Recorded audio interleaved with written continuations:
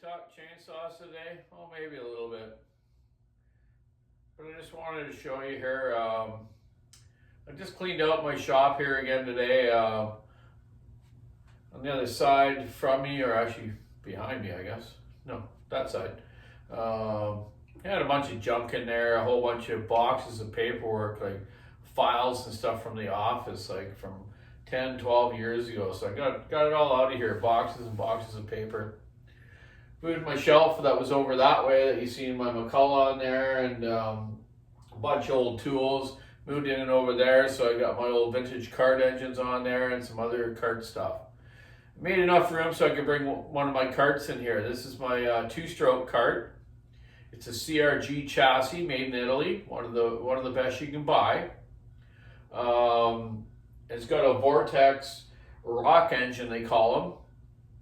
It's a case-fed reed induction motor. It's kind of a spec engine. There's a lot of rules in karting on engines and chassis. They have to be homologated by the World Karting Federation. These Vortexes are made by, I believe, by the Tony Kart company. And there's other type of rock engines too, but these Vortexes are a really good engine. This one's an older model. They make a new one that's got more of a round head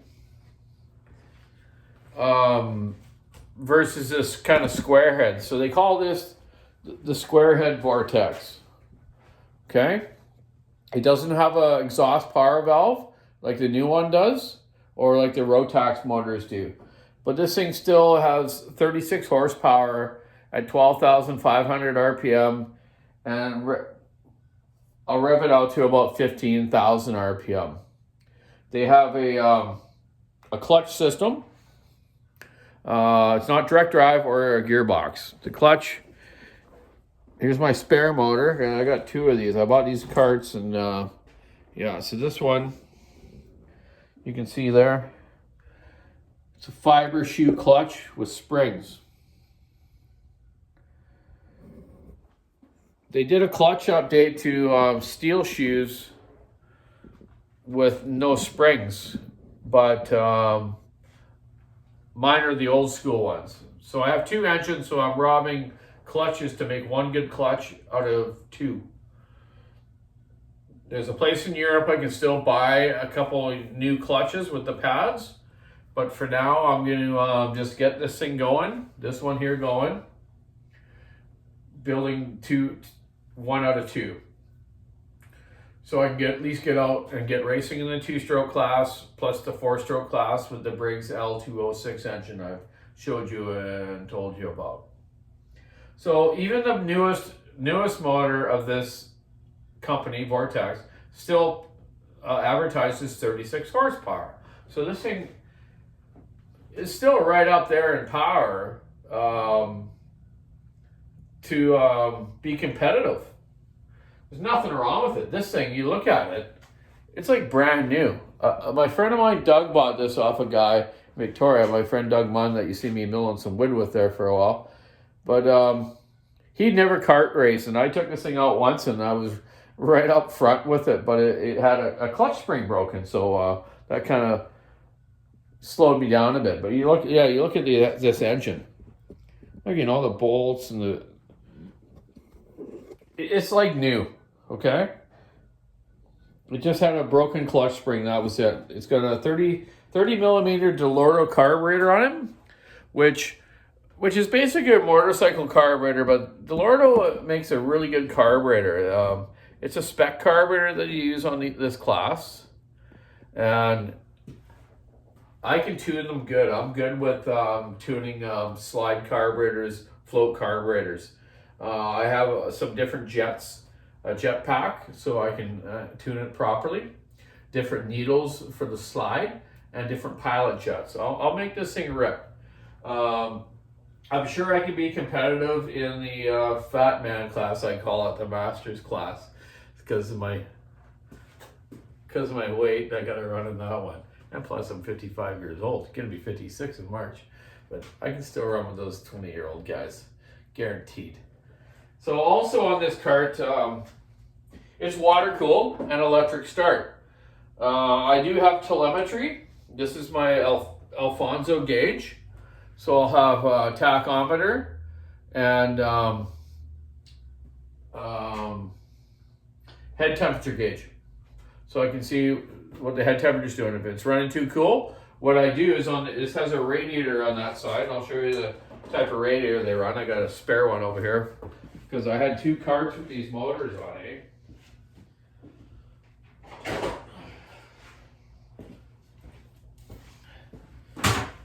Here's the radiator. It's not very big. I'll put duct tape on here, and little edges on the duct tape so I can get it to run at the right temperature. And if it's getting too hot, I can just rip a piece of duct tape off while I'm racing to make it run cooler. And that's the way people do it in the big league of kart racing, or just amateur too. You gotta know how to do it.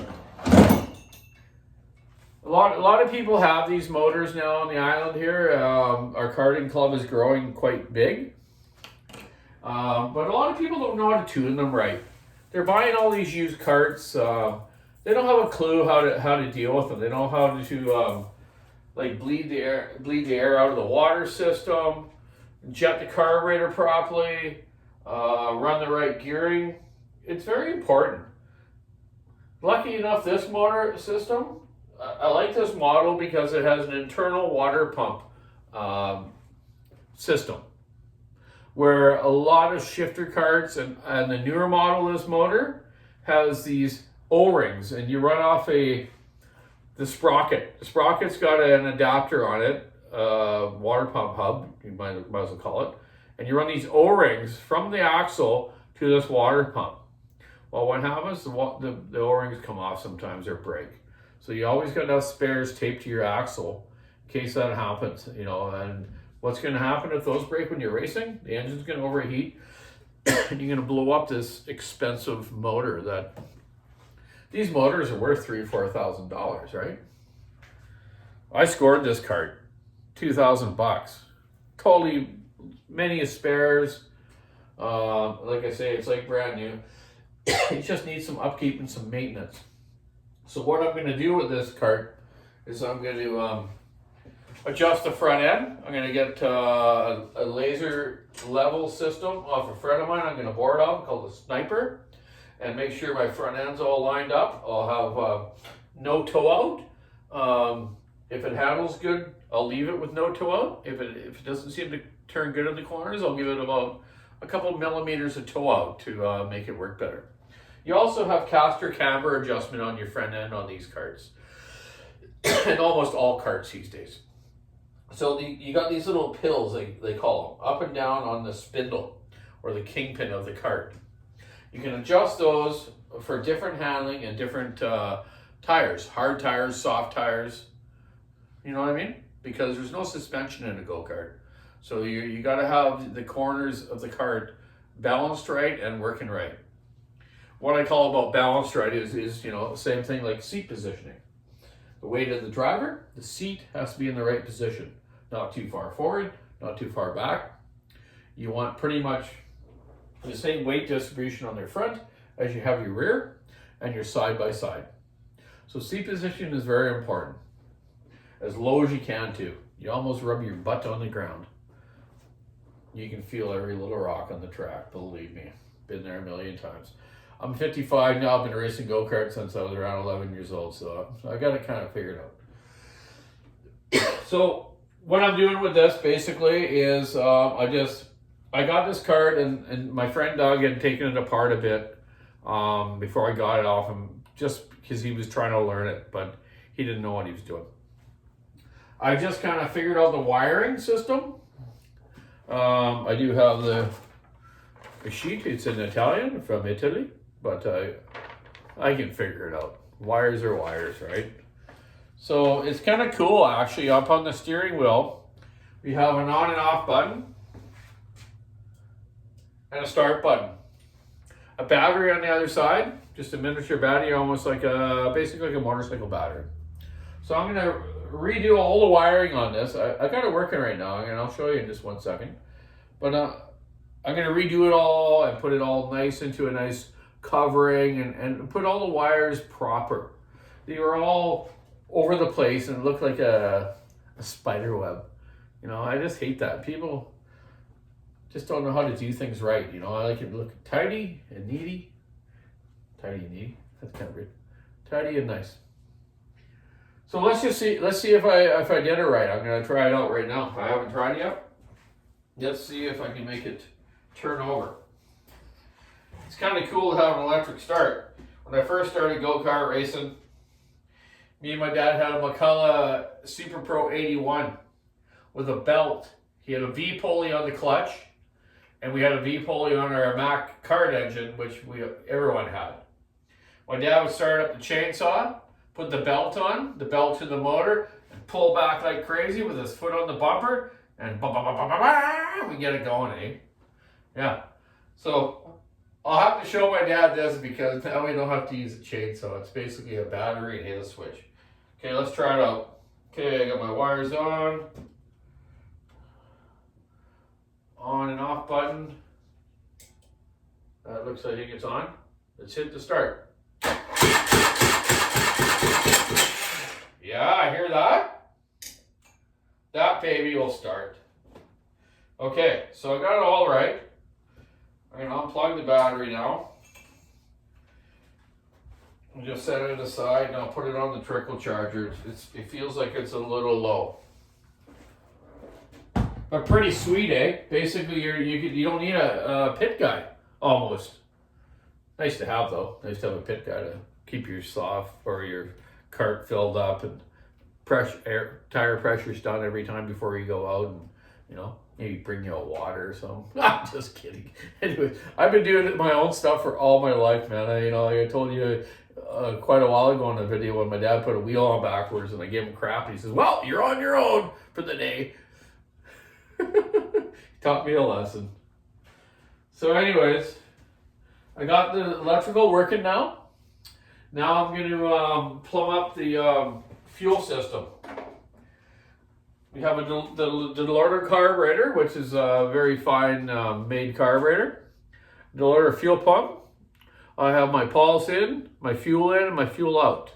I'll hook that up with some rubber bushings off this mount here. I see that someone's taken it off, but I'll make it proper and do it right.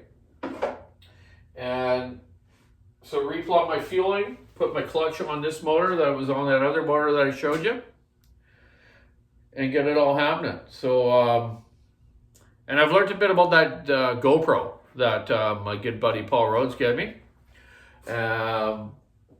So when I do get out next time, we're going to run this 2-stroke, and I'm going to show you, and I'll race with it, and have the GoPro on, and also with my 4-stroke with the L206 brakes, which is more of the relaxing class for us old guys just to cruise around, have some fun.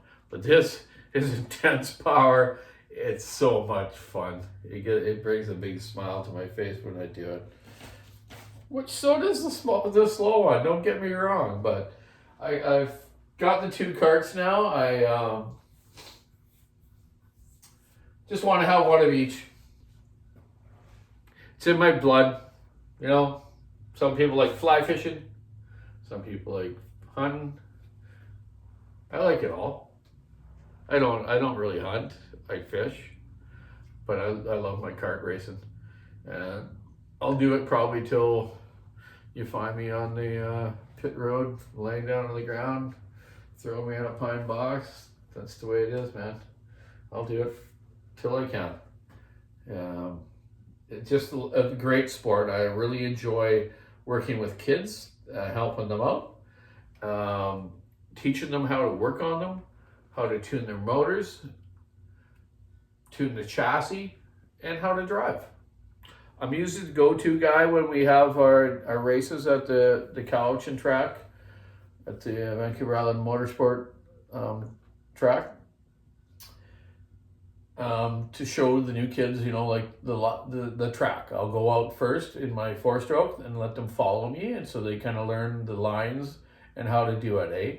And I really enjoy doing that, and I'm glad our rest of our club members, the older fellas and that have been in it for years appreciate that, and they help out a lot too with that. So yeah, there we go. There's my just happened to have a 91B1 sitting here. Carburetor manifold's missing off. There's Hartman carburetor laying on it.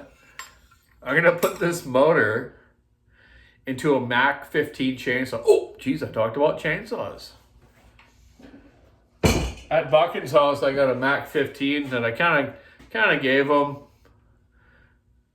but he already had one, so he says, "Donny, take it back, man." So I'm gonna bring it back.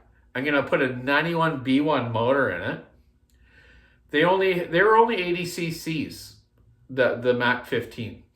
It's a really neat design saw. It's super light. Well, not that light, but it's a really cool design. So I'm going to put the Mac 91B1 motor in it, a different carburetor. They didn't really have much of an air filter anyways, so I'm going to put a different carburetor on it. I'm just going to make a little race saw out of it. Just kind of a project to do. It's not going to be done tomorrow, but I'm going to do it. You'll see. So yeah, that's Johnny Walker on a Sunday. Did, like I say, some organizing, some cleanup. You see me yesterday out with my dad. I'm trying to learn more about the different varieties or different variations of the old McCullough saws, like the 125 and then the 101. You know, my dad was the famous guy in BC here to change the 125 over to what we call the kart saws. He put 101s in all these 125s for all these contractors, and oh my God, they had ripper saws. You just think of those saws running 32-inch, 36-inch that were originally just a 125 motor, and then he puts the 101 engine in them. They just ripped. Guys just loved them, especially when they would put them into the bigger bore pistons, 60 over and stuff, you know. But even that, if they're a standard size piston, they still ripped.